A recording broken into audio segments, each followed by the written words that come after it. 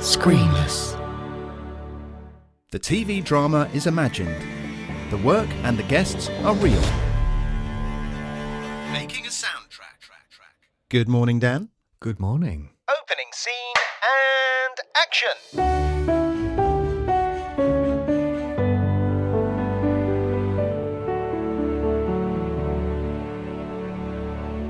How are you? I am well. How are you? Yes, I too is well. Thank you. Yeah, no news really. No, we've not. We haven't been out for a beer and another burger. No, my wife is still going on about me. I'll just do the quotation marks. Air quotes. Air quotes, yeah. Working on a Saturday, which equated to going to the pub. It was important work. It was very important work, yes, yeah. It was. It's just a shame that I can't work every Saturday. So, what is coming up on this episode, Dan?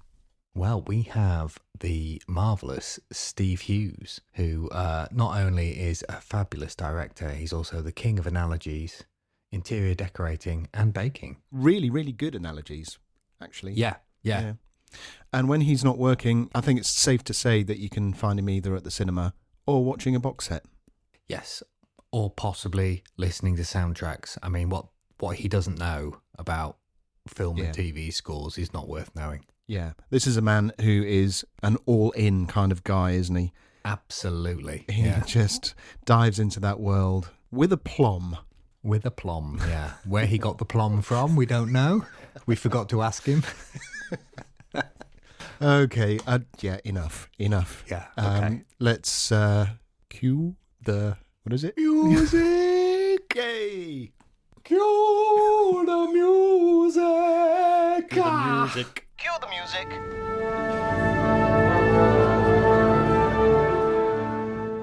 Track 5. Track 5 is the second character theme that we have come up with. Yes. We are getting increasingly closer to the liminal zone. Yes, we are. Where something happens, but that'll be next time. Just as a brief recap then, you created track 4, which was the first character theme. I did. Which was lovely. We spoke about that in the last episode. So if you haven't heard about that, then maybe go back, get a bit of context. So we were going to create these two things together, weren't we? Yeah. You doing character theme 1 and me doing character theme 2. What we found was that because we didn't know what each other was doing, they weren't connected in any way, which is exactly what we wanted to do. We wanted them to be connected. Yeah, I think the whole point, we kept talking about mirror image, didn't we? When I heard your track, I immediately thought, wow, that's a good starting point. And I can immediately hear things and maybe, the antithesis, the mirror image of what you were doing. And I thought a really good way of approaching that would be to reverse your track if we're going polar opposite. Yeah, a literal version. Yeah. So to test it out, I did exactly that. The structure was there, not just for the rise and fall, but also the chords that you used in track 4 are E and C sharp minor. Yeah. And so, sorry, nerd alert. Nerd. So if you reverse those, it puts it in the relative minor. Hey! Which is what we were talking about in the first place when we started talking about doing this. Or why don't we do one in the major and one in the relative minor? Exactly. So it all seems to have come together. So after that, you provided me with the individual tracks. So I reversed the bass line, I reversed the pads, I reversed a couple of other things to give it that structure. Why don't we just play a little bit of that beginning? Cool. Okay, here we go.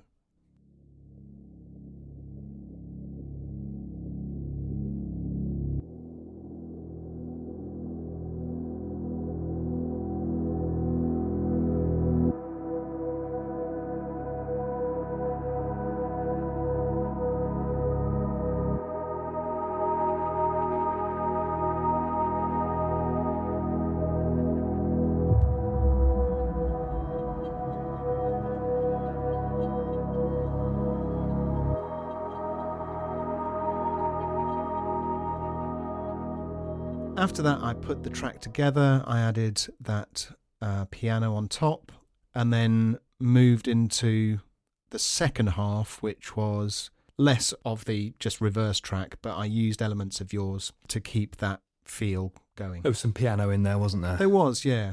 And when I sent it back to you, one of the things that I was concerned about is that it didn't quite sound unsettling enough. So that was your challenge, wasn't it, to unsettle it? Well, yeah, with my track sounding so polite, shall we say, we knew that the other character had to have something that would jar against it. So, yeah, that was my job. So the first thing I did was dirty up the percussion that you'd put on there. So, nerd alert. Nerd, nerd, nerd. I added a load of plugins. We've got so many nerd. That's 2 already. See how many we can get into one section. Okay. Yeah. And yeah, I did it all in the box. You know what I'm like. I like to put things through little silly things I bought on eBay and stuff. But actually, I did all of this pretty much in the box. And then for the piano, I just wanted something that didn't sound quite right, but it still sounded like a piano. I didn't want it to sound like it was broken or anything like that. So I put it through a series of things. There's a bit more reverb on there, but one of the things I put on there was an auto-tune plugin and messed with it just so that it kind of glitches a little bit underneath occasionally, but not massively. And then a harmonizer as well, just to give it some stuff, and it kind of makes it sound a little bit underwatery. It did, yes. Yeah, we were commenting on this earlier, that we started this whole thing with a drone made from lock water. so actually, it ties in very nicely. It does. Yeah. And then it's not making a soundtrack track unless it's got the cat on it. So the cat bass appeared just to reinforce the second half, really. I think once I'd done that, there was a little bit of... I just did some minor EQs and mix stuff just to... Yeah. The other thing that I'd included on the first pass was some guitar. And I shared my concerns after listening back a few times because we haven't had a guitar in any of the tracks so far. And I was a bit concerned that we were attaching a certain sound, introducing a certain sound, and that would attach itself to this character, when in fact that wasn't really the intention. So no, what you did very cleverly was to replace that guitar with something else, but keeping the same part. I did. So I kept exactly the same part, but as before, when we've been doing stuff and we've been sending ideas backwards and forwards, we quite often use a lot of high register stuff, sort of glockenspiels and things like that. And we've replaced all of that with this 80s Casio synth I've got that's got a really rubbish piano sound. But if you put it through a Roland Space Echo, it just sounds amazing. So we've used that already, and when I was thinking about what we're going to do to replace that guitar, we discussed that it needs to be something from the sound world that we're creating. And I just thought, well, that's just perfect. I'll try that. And it was in a lower register than we've used before, but it still sits really nicely. Definitely feels like it belongs and it's at home. But also it doesn't feel like it's obtrusive. It's not something that is drawing attention to itself in particular, which we wanted to avoid. Yeah, the guitar did just kind of stick out a little bit, didn't it? Yeah, and it was nice. There was lots of delay on it. It's a nice part, but we've ended up with the same notes, but something that fits better, I think. We also had part of your cat sound design that you really mucked up. The filter sounds ended up with this kind of screeching, kind of primal, screamy fax machine. Yeah, I was going to say, you nicknamed it the fax machine, didn't you? I put that in a little bit too much because I liked it. But yeah, quite rightly, you commented that maybe it could go in somewhere, but not everywhere. It was a little too jarring. Yeah. So we've included that in a little bridge rise thing, linking the sections, but taking it out everywhere else. And like I said, it does have this kind of unsettling primal scream type of effect, I think, which is good. Okay, so why don't we compare the two? Let's compare the two.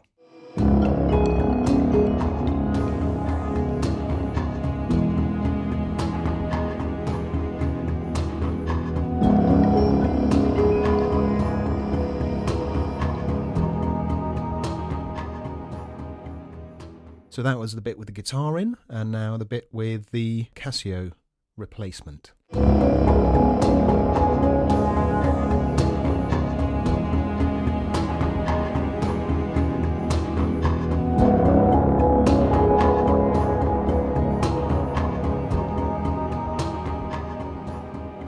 Yes, definitely less obtrusive and sits much better, I think. Yeah, I think so too. Let's have a little listen to where we're up to then.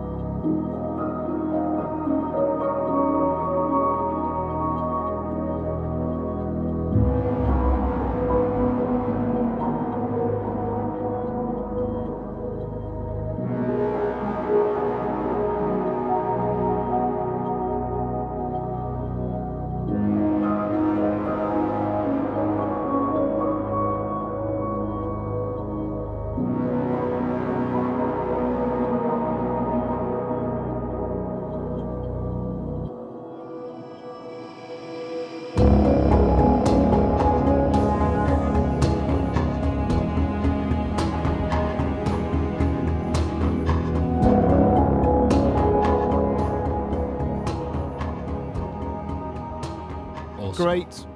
Next track. Bing. Next track. Yeah. Yeah, I don't think we need to do anything else with this one. I think this one's done. It's lovely. It just feels like a remix to me because it's based on track 4, but it sounds different but the same. Fantastic. Yeah. So what's next? We need to crack on, don't we? What's the next track? We do need to crack on. The next track is an event. An event. Hey, you know where we've arrived at? You know where we are, don't you? The liminal zone. We almost need a jingle for the liminal zone. We do almost need a jingle for the liminal zone. In fact, I might have a jingle for the liminal zone. Instead of working on the track. Instead of actually working on the track, yeah. Yes, so we have arrived there. This is what Andrea Gibb described as the event. Something changes. Yeah. Everything afterwards, the characters are changed. So, yeah, how are we going to go about this? I don't know. We started with the location. So the location one's done. Do we possibly take something from the location? So tie the event to a location, or do we... Well, the event, I imagine, would involve the characters. Yes, so we're going to have to take elements from the 2 character themes. Yeah. The way you've affected character 2, the piano, and done it in a kind of otherworldly, underwatery kind of way. Yep. You've got your regular piano for character theme 1. So yeah, certainly with the effects that you use, maybe you could have some kind of counterpoint going on, and counterpoint being 2 melodies that kind of weave in and out of each other. Yeah. Perhaps that could be a good starting point, or certainly an element to use when you're building it up. Yeah, are we gonna go for something that just builds, or are we gonna have some sort of shock moment? I think perhaps both. Ooh, maybe if you build controversial to, maybe halfway, and the tracks so far have been in 2 parts almost, haven't they? They've all had this kind of first half and then something else, an A and a B. Yeah. So perhaps if we keep that going. But the event is maybe the character 1 and character 2 themes clashing somehow, or circling each other somehow. And what did you call it? An explosion or impact? Yeah. They hit each other head on. Yeah, okay. And then you have the the aftermath of that. Yeah, well, we do have a track called Aftermath, don't we? So we do, yes. So maybe this should just be a straight build, ending with some kind of impact. Well, what we've got is the liminal zone. The liminal zone. That's track 6. Yeah, track 7 is Aftermath. Track 8 is Build to Event. Okay. Track 9 is Event, and then track 10 is Resolution. So I think we just use character 1 and character 2 and have circling them each other, sparring. Yeah. Yes, circling, do something like that. But maybe if they start, I don't know, you can see me, but listeners can't, but I've got my hands far apart, slowly closing in together. So if you have these characters circling each other and getting closer and closer and closer together, ending with whatever impact that you decide, where they're so close that they're almost indistinguishable. Yeah, it's going to be a tough one, this one, I think. Yeah, really tough. Yeah, lots of beard stroking and tea.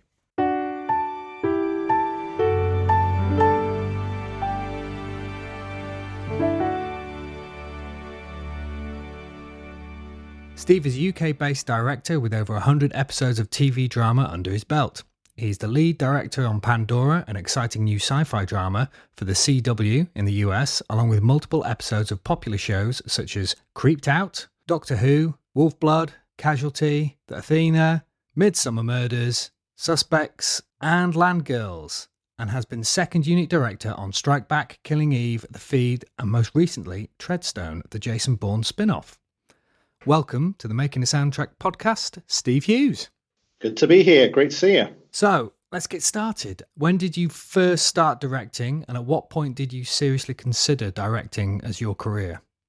Well, I mean, I'm probably like you guys. I'm an obsessive film fan, so I kind of grew up watching movies and always thought that, you know, something like that would be out of my grasp. I mean, I'm a working class guy from the north of England. You know, I thought that that's what other people did from London. So, you know, I dreamt about doing it, but thought, you know, I was going to end up working as a teacher or a policeman or a stuntman was one of my kind of first kind of things. But, you know, I thought, well, you know, I should go for it. So I went and did a TV production course up in Northumberland, which was an H&D course where we made lots of kind of shorts and programs and things like that. And then one of the shorts that I made won a Royal Television Society award.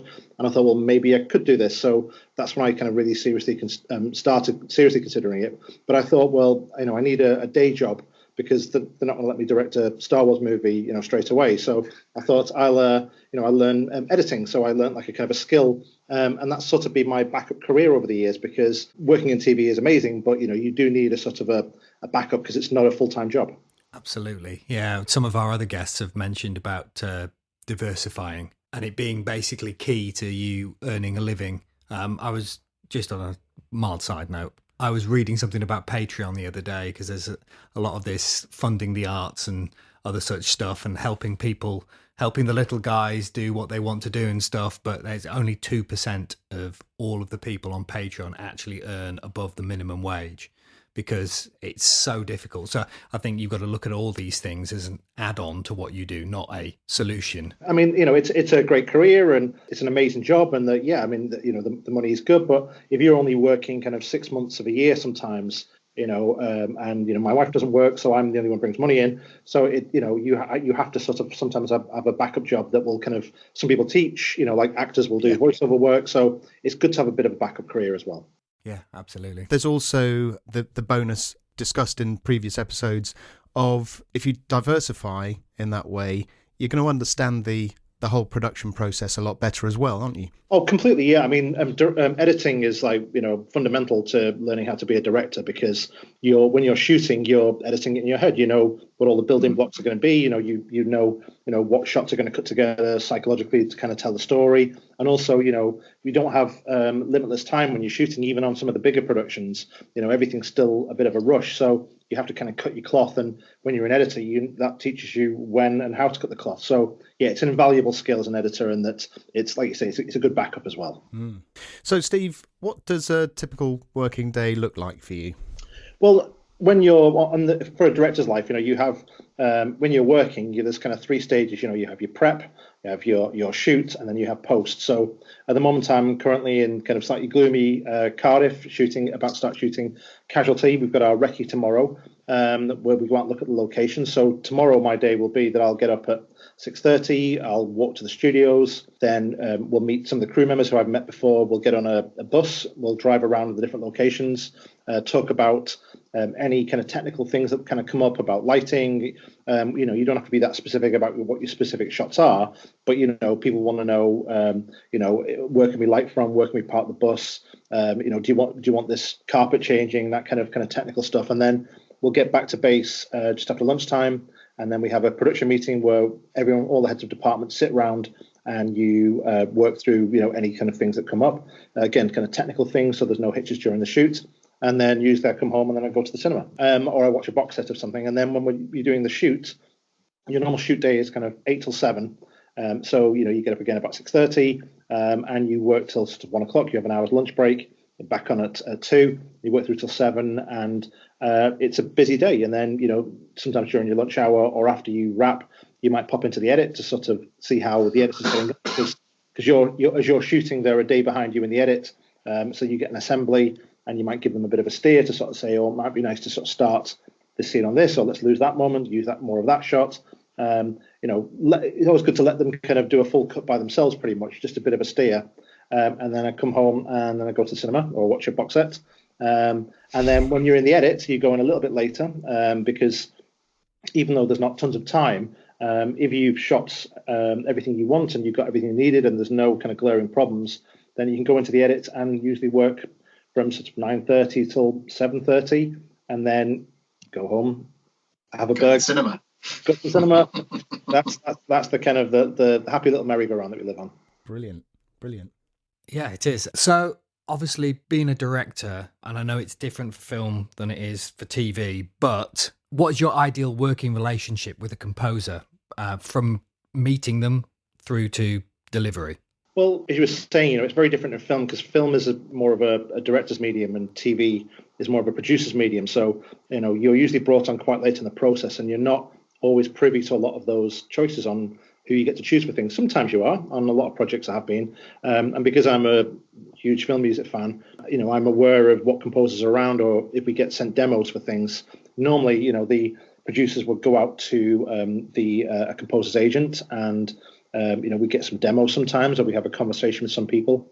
And then the best working relationship for me is, they will watch the episode. We will have put a temp score, which I know is a sort of a slightly contentious issue for some composers, but for me, having kind of such a large film music collection, I can score it kind of quite well. I try and tend to score things with the same composer. So like I did a show called Land Girls, where everything we used was all Thomas Newman, because I wanted to feel like it was part of the same vocabulary. And then, you would sort of go to the composer's house, say in the case of Land Girls, where we had the brilliant Debbie Wiseman. We would go to her house, and we would talk specifics, a kind of spotting session. And we talk about not necessarily that you want action music here and you want sad music. It's the more you learn about the process. I mean, like actors, composers respond to what you're trying to get emotionally out of something. It's, you want to say, we want this music to attack the characters, or, we're going to play the loss of this scene. It could be in an action scene. It's to get the most dramatic effect and tell the overall story that you're going for. And I think it's probably better for, like for yourself, Dan, when I'm sure when you're working with directors, that you want someone not to say, let's have 2 minutes of action music here. You want to sort of someone to say, what you're trying to get from the scene, because it's much more, all of storytelling is emotional. So, what are you trying to make the audience feel at that point? And then, you then have kind of back and forth, you revise kind of cues. And then, on the few occasions where, you get to go to where you have an orchestra and you go to a scoring session, then that's the best place in the world to be, because, it's like, especially for someone like myself, like I say, who's a big film music fan, to sort of hear music, especially orchestral music put to something you've shot, it feels, it's a real northern phrase, but it feels proper. It feels like, it feels like it's complete. It feels like, it belongs to be part of that pantheon of kind of storytelling. So, but yeah, I really enjoy working very closely with the composers, and that encourage them a lot of the time, not to necessarily kind of copy temp scores, but it's there for a sort of a beginning and an end and a feel. But then, then we like to talk about, what's the emotion, what we're trying to get across from it. I think that's key. The earlier on you can be on a project, the better, because like you, Steve, I think quite often we're brought on very late, and there's not a great deal of time for developing anything. So you're then relying on your own chops to just be able to pull stuff out of the bag very quickly and get on with it. But if you can get onto a project early and you can have those kind of conversations with directors and producers, and if you're lucky enough, then I think you could, all the stuff that I've done that I've been the proudest of has been the stuff that I've got on really early. And I've had the time to develop something. I don't know what it's been like for you, Gareth. Yeah, I was just thinking that Steve is absolutely right in the sense that giving broad strokes is way better than actually just trying to get technical. Because actually that's why you hire a composer, isn't it? They have a particular set of skills and they can interpret what you're saying. Sometimes it can get quite confusing if a director is saying, or, trying to get too detailed about what the music should be. So it's really nice to have those signposts, but also to give the composer some freedom. And what's great as well as these days, I mean, even with technology these days, you can kind of get a really good sounding score with kind of electronic instruments. It doesn't, of course, I mean, from being a purist, I mean, an orchestra is the best if that project deserves it. Some things that you work on need a different kind of sound, and you might want to. Something that's kind of quite ethereal and sort of moody and sonic and stuff. But, I suppose I like music that says something. I like it when it's doing something. It's not just sitting there to sort of, like wallpaper and just starts at the beginning and to the end, because, the importance of music is not just what it's saying, but it's also where it's not saying anything and where it starts and stops. Because it's so important for it to be doing something. Otherwise, it's like I say, it's just wallpaper. Yeah. I think the starting and stopping is a very, very good point. It's one of the things that I think a lot of composers find the hardest to get right. There are obvious points where you can stop, but sometimes starting and just coming in, unless it's a big dramatic moment, obviously, which gives you a hit or something to really go at. What you want to try and do is sort of creep in underneath it all so that it's not noticed. So that you just come in and then you're enhancing what's going on rather than, someone pressing play on something and there's the music. Another really important thing for music as well is sometimes, something, we need some help in the storytelling. We want someone to lead the viewer through this a little bit more. Maybe the performances didn't quite land as, exactly how we wanted. And sometimes we do want that emotional push or a dramatic push just to sort of underline something. So, music can kind of do so much. And, even Casualty that I'm working on now, has never really had music before. We had, on the 30th anniversary episode, we had like 100-piece orchestra with an amazing composer called Jeremy Holland Smith, who just had this this massive full-blooded kind of score, but still never kind of bombastic. It was still kind of in keeping with the show. And now there's a really good composer on the show called Justine Barker, who I did an episode with recently. And even though we only have about 7 minutes of score in the episode, so you have to use that kind of time wisely. It lifts the show. It makes it feel more contemporary.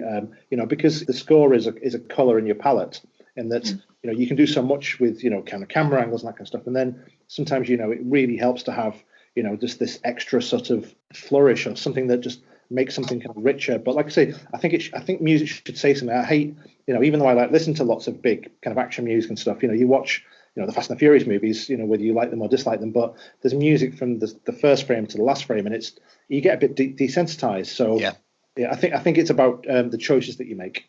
Yeah, and I was just going to say that even in a whole episode of Casualty, you've only got 6-7 minutes of score, something like that. Because you've got so little, it makes a much bigger impact than if it was just wallpaper. Like you say, with some of these big movies and stuff, and some of the TV shows, it's a constant thing. I think fighting. Some composers do fight, some composers don't. I'm a less is more kind of person, not because I don't want to score lots of stuff. I love scoring lots of different types of stuff, but if the music's there all the time, it just becomes, you zone out to it. It just becomes a noise in the background. It's a distraction, I think. You find that producers sometimes worry that the audience aren't getting what your story is, so they'll want, let's have a cue here that makes them feel afraid or something. And whereas directors a lot of the time would rather have a little bit less, so you have more impact where you actually use it. But I've had experiences where producers will literally just put music because they feel that the audience won't know that they should feel scared here, and you think, well, it's a scary sequence already, and the way we've shot it and the build up and the sound effects and that kind of stuff. You don't need another scary music cue, but on something emotional as well, that can happen as well. But sometimes it's about having confidence in what you've got, and that. But also conversely, sometimes you do need that bit of help. So it is a sort of a cue by cue, episode by episode basis. Yeah, we've talked about this quite a lot, haven't we, Dan, about the fact that sometimes you can have too much music and actually the power of silence. Yeah. I think it's Mozart said the music's not in the notes but in the space in between. You know, to have the contrast of having nothing in a scene can make it quite uncomfortable, which could be the feeling that you're going for.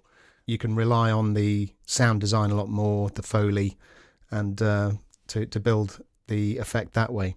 Yes, absolutely. Steve, you've talked about, you know, the collaboration process with the composer. I'm wondering about the collaboration process between you and perhaps the writers and maybe the post-production team, so that kind of spectrum of people.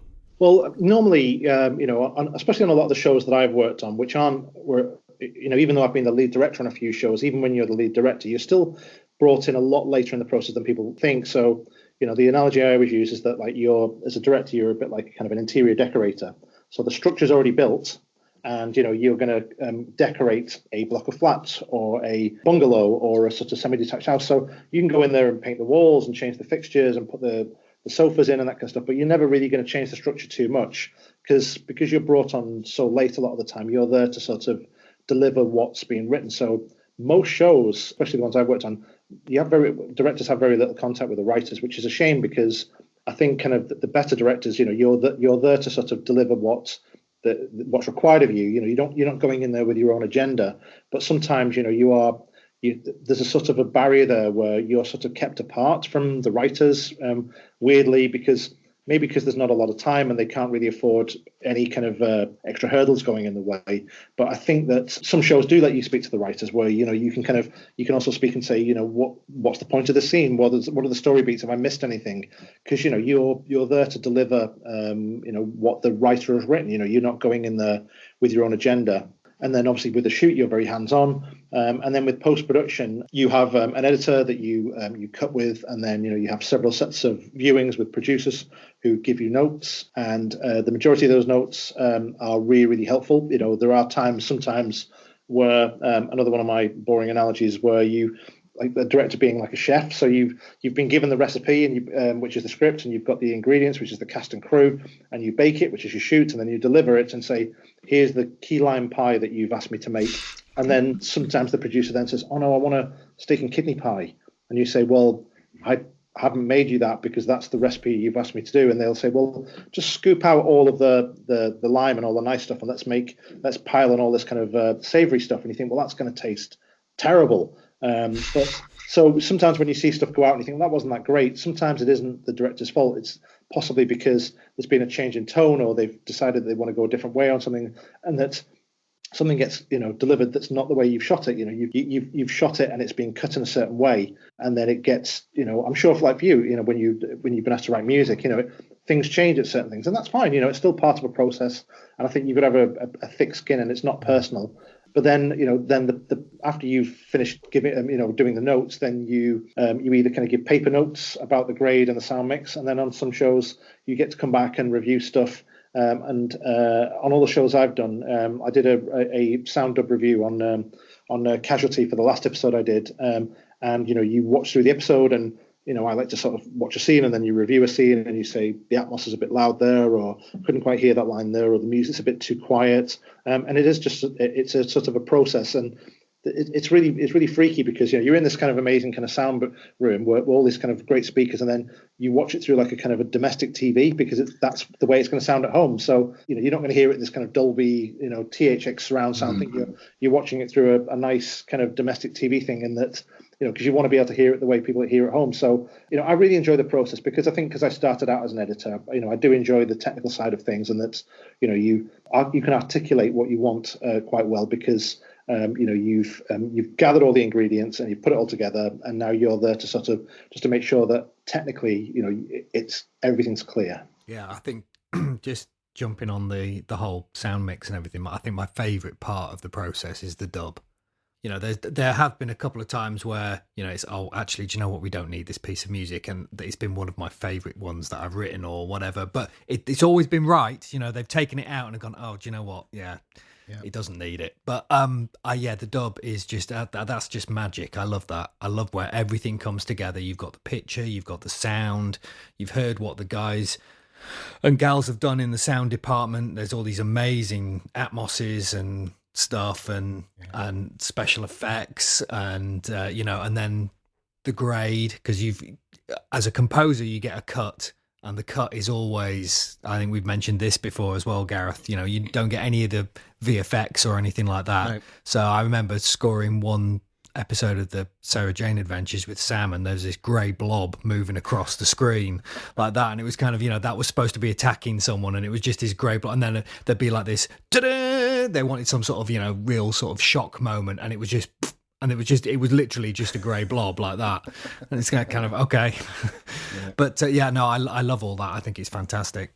Yeah, I mean, because we're all creative people, and we all have to use our imagination, and and technology is so amazing these days with computers and what people can do, but when and it's like when you're shooting it feels very silly, when you're sort of, there's a monster here, and look over here, and you have to sort of articulate it, and it's, it can be kind of feel very silly when you're doing it, but when you actually see the finished process, and with the dub and the grade and that kind of stuff, you sit back and you think, wow, that's all came together exactly how I hoped.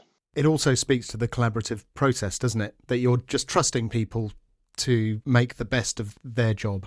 Yeah, completely. I mean, the whole process should be collaborative. I mean, I don't believe that a director should be a dictator. I think, you're there to sort of be, you're the captain of the, you're flying the airplane, but, you've got all, people on the ground, you've got people working there, every sort of step of the way. You can't do it all by yourself. And I think, a good idea is a good idea wherever it comes from. And, I always encourage everybody, look, if you see something that's not quite working, then let me know. And I might not always take their ideas, most of the time I do. But, if a camera operator sort of offers a sort of a really cool shot, you might think, well, that's great, I'll use that. Sometimes they'll offer you a really cool shot and you think it's a lovely shot, but in my head, there's nowhere I know where I can use that in that sequence, because it will just pop out, because it's not telling the story what the scene's about. So, you say, thanks very much, but, maybe we won't do it. Or sometimes, you do humor people and you shoot it and you don't put it in the edit. But, we're all people and we're all emotional people. And I think it's good to be, open to people and be honest. But, no one wants to hear that their ideas aren't very good. So I think it's, you've got to be able to sort of work with people as well as being creative and technical. I think, you have to sort of, you don't want to be a pushover, but you also, you don't want people to fear you. I mean, I've heard so many stories of, directors who shout and scream and have tantrums, and people sort of say, they prefer the sense of tension on set, and I just don't believe in that. I bake cakes, I do quizzes, I let the crew swap around and do a sort of a shot swap, where everyone has a go on everybody's jobs, and you learn a little bit about everybody's jobs, because we're all really lucky to be doing this. I mean, we're all feel so lucky to be able to do this, from coming from very kind of humble beginnings, and I've been doing it for 15 years, and I still get a kick out of it. And even when things are going wrong and it's stressful, it's still the best job to do in the world. Your set sounds awesome. Oh, they are, honestly. I mean, not to sound, I'm a humble guy, but I'm famous for having kind of a very nice atmosphere on set, because you sort of, like I said, it's a collaboration, and that's the way it should be. That's just really, really nice to hear, isn't it? It is, yeah. But we have spoken before about how you're just everybody's just a cog in a wheel. The machine itself has got to function, and people have got to be able to work with you. So if you set up a nice atmosphere, I'd personally much prefer, if I was working on set, I'd much prefer to walk in and be able to, everyone be comfortable, but then get down to work, rather than walk in and think, oh, geez, what's going to happen next? I better not mess up, Yeah, because I mean, I think actors, especially, again, the most brittle kind of people, and they want to know that they're in a safe pair of hands, and surely they want to impress you. They don't want to be sort of scared that, if they get something wrong, you're going to come in and scream at them. That's not going to get the right response. I mean, I've worked with actors where things haven't worked out, where, you've had to go in and sort of speak to them, and, you've had to go again and again and get what you need out of them. And sometimes, it's not, it's not possible. We can't win every battle. You do the best you can in the time you have, because it's not like I said a bit earlier, you don't have an unlimited amount of time. You have to do the best you can in the time you have, and that post-production is wonderful because you can fix a lot of problems in there. So it's definitely the best feeling to be part of a collaborative team. Last but not least, what advice would you give to your younger self, or to other aspiring directors, or anyone thinking about getting into the industry? I think giving my advice to myself, I'd say I mean, I think I'm quite an ambitious person, but I think, I temper that with being kind of quite humble and easygoing, in that I think I could have pushed myself a bit harder when I was younger. I was afraid that, I'm from Wigan, nobody's going to take a director straight from Wigan, so I deliberately, I didn't aim as high as what I could have done, and I was, even though I was confident in my abilities, I always thought I knew what I was doing, but I thought that because of where I was from, that people would judge, well, you're not from London, especially when I was starting out. Things were kind of different now. There's a much bigger kind of grid for the way people, people that work, things happen all over. I think I would tell myself not to sort of, to push myself harder.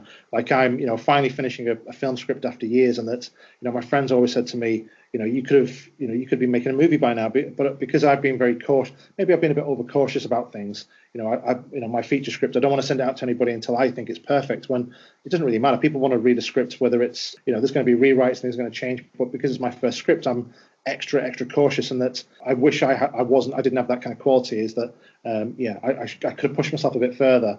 And then for advice for the people is that, now is an amazing time for the industry, and there's much more diversity, which is an amazing thing and long overdue.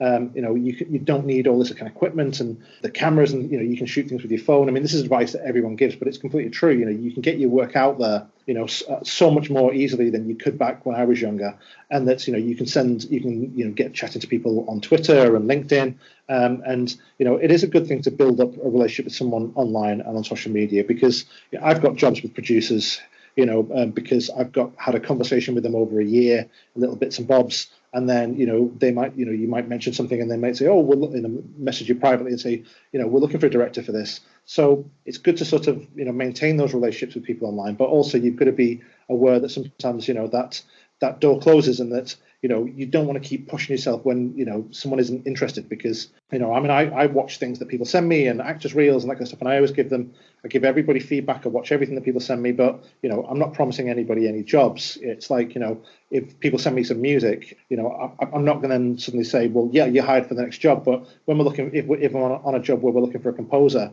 and that person is one of the 4 or 5 people that I've been chatting to online, they've already got a kind of tick, because you think, well, I know I could work with that person, or I've heard some of their stuff. So I think people have to be sort of realistic about what you can get from having contact with social media, but it's a massive advantage. You have got to be persistent. Some of my friends who wanted to work with, do the same things as what I was doing, have kind of fallen by the wayside, because they thought that it would happen sooner than what they thought that they wanted it to. So they sort of gave up and had kind of normal jobs, and that's, you can get there, but, it takes persistence, it takes time, and that's, you can't quit, and that's, all that kind of stuff about following your dreams. And if it's meant to be, it's meant to be, you've got to kind of pursue it. But, not all of us are going to be Steven Spielberg, not all of us are going to be John Williams. I think as long as you can kind of make a living and sort of get what you want out of it, then you're a success.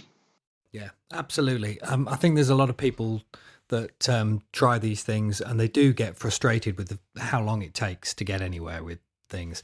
But the way I look at it is that I'm very lucky to be earning a living from doing what I love, which is creating music. Now, if I wasn't earning enough for a living, I'd still be creating music, because it's what I love. So I'd still be doing it, but I'd be doing it in my spare time rather than doing it as a job.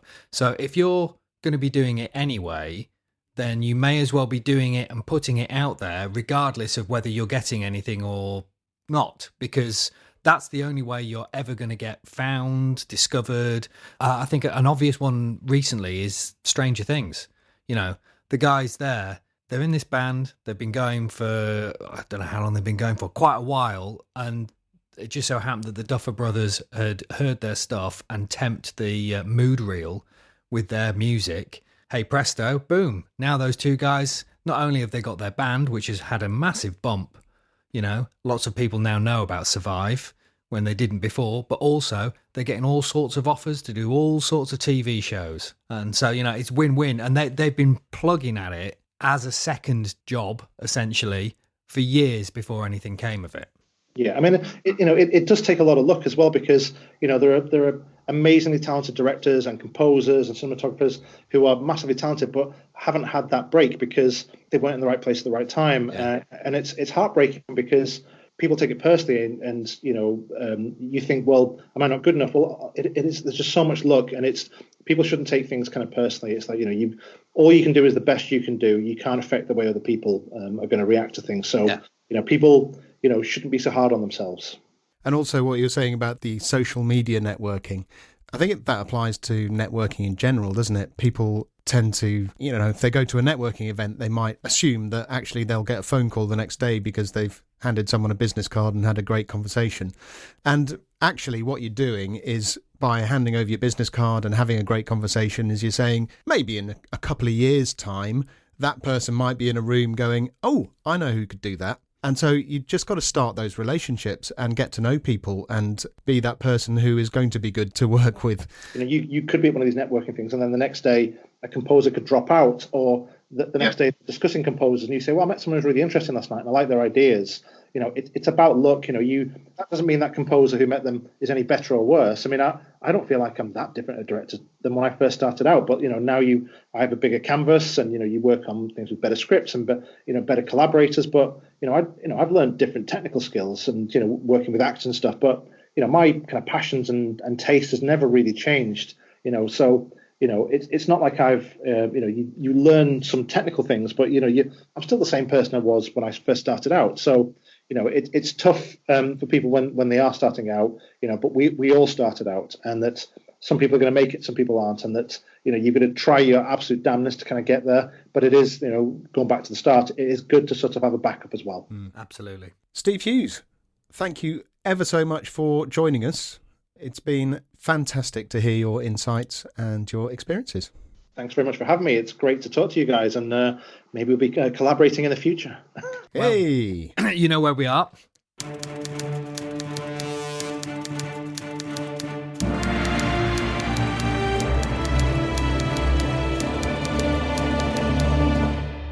Well, that was a wonderful interview from Steve, wasn't it? It was. What a knowledgeable chap he is. I hope he finds his plum soon.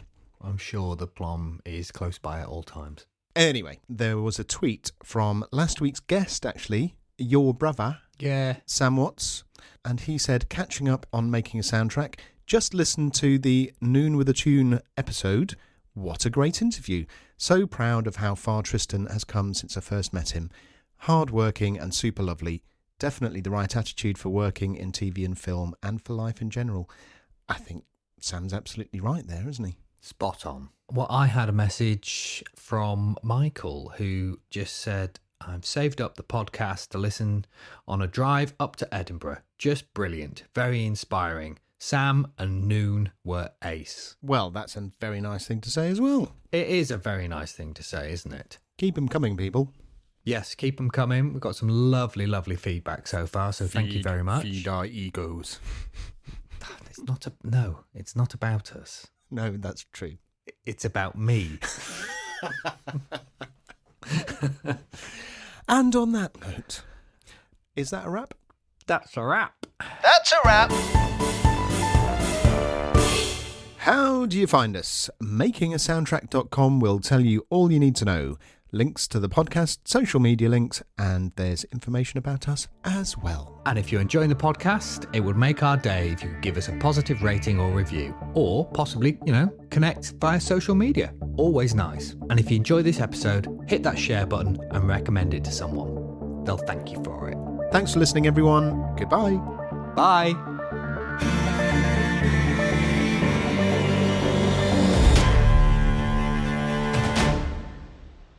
Bye. Bye. Bye. It's all getting a bit Stephen Toast. Bye. Bye. Bye. Bye. Thanks.